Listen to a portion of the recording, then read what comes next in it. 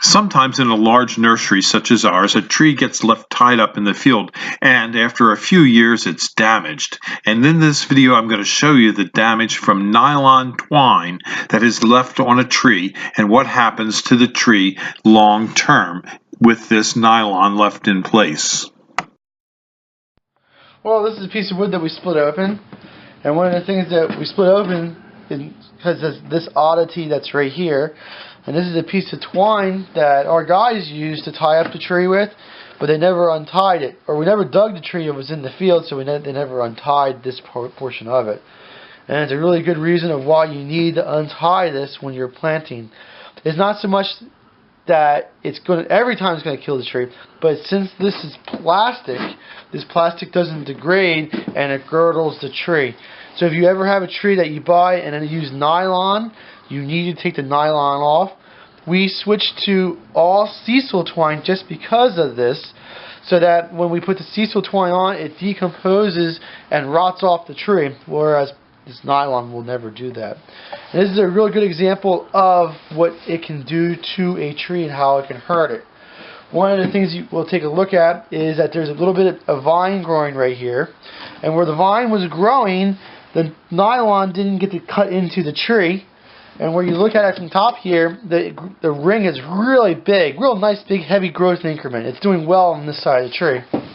Now if we switch it over to the other side of the tree, the nylon is cutting real deep. You can see that the ring of the tree is going around the nylon and it's girdling the tree. It's hurting the tree here, but it's not hurting. You don't see any movement over here.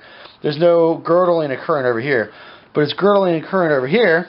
And as a response, the ring is much smaller on this side of the tree, much smaller than this side. So this is basically the width of my finger, and this one here is a fourth of the width of my finger. So what you're telling me, Michael, is that the poison ivy helped the tree? Well, this one probably did.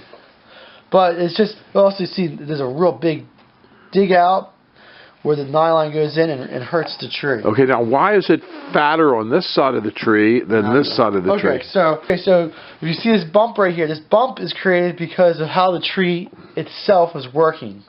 And when energy is moved through the tree, it moves through special cells called sleeve tubes, or we call it phloem. And that phloem is genetically made to go down the tree. And what I was told in school was that sleeve tubes are imagined like they're a bunch of balloons connected to one another. And if the tree wants to move energy downward, it pushes pressure on the one balloon, forcing juices from that one balloon out, and it forces it downward. So pushing, the energy squirts out, moves down to the next cell. That next cell contracts, energy goes down, and that's how it moves downward.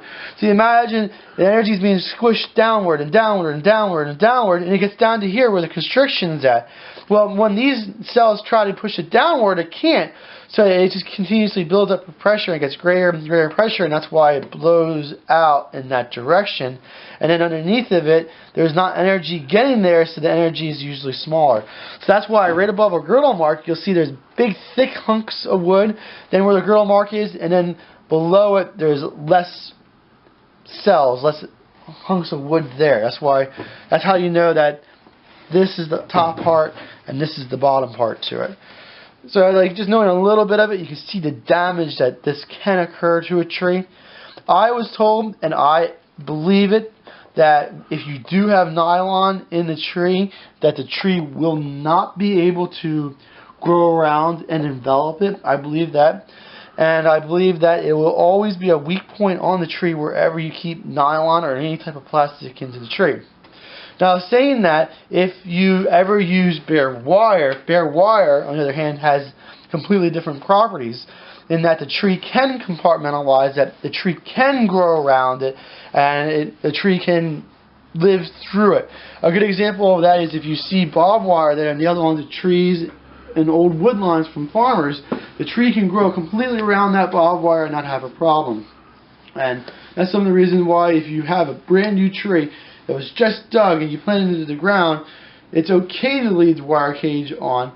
You just have to make sure that the wire cage is not sticking up out of the ground. When the roots come in contact with it, the roots will be able to envelop it. But if you get a new tree and it has nylon on it or has any type of plastic on it, the tree won't be able to grow through that. The tree will be affected like that, and the tree, in my opinion, will die. All right, well, thank you very much, Mike. And do we use nylon at Highland Hill Farm? No, we got rid of nylon just because of instances like this. You can't take that risk.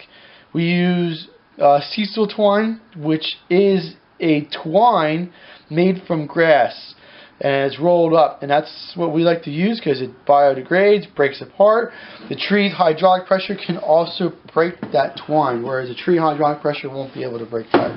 All right, well, thank you very much, Mike. And if they have questions, how can they reach you? What's your telephone number for You want them? my telephone number? Sure. All right, my telephone number is 267-446-2376.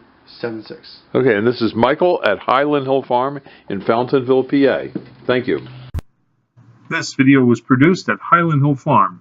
We grow and sell screening and buffering trees in Bucks County, Pennsylvania, and these are our green giant arborvitaes.